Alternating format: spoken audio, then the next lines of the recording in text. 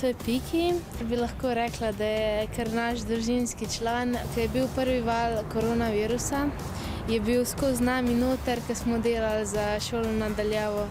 Mačke imam rada zaradi tega, ker jih lahko tako čohaš, pa mehke so. Zjutraj jim dam jesti, pa zvečer mleko dobijo tudi. Najprej smo imeli mačke, pa smo se pa odločili še za malo več živali.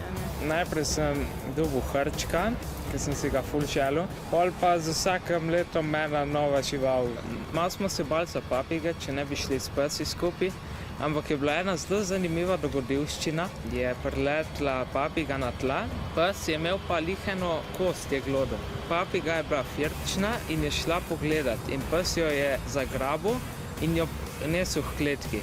Tako da je sploh ni kaj, da bi jo stisnil. Največ je za pospravljati, pa za čistiti. Hraniti jih moraš 3-krat na dan.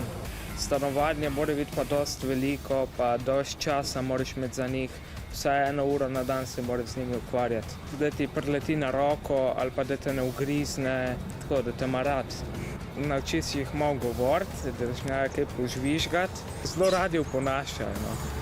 Živijo v kletki, drugače pa jih imamo dosti odzuni, letajo po stanovanju. Smo jim tudi naredili tako drevo, tako da so kot v naravi. Če bi jih ven spustili, bi pa ušla rad manj živali, zato ker niso tako kot ljudje, ker ti zamerijo ali pa te ne mara, ker še žival te ima vsaka rada.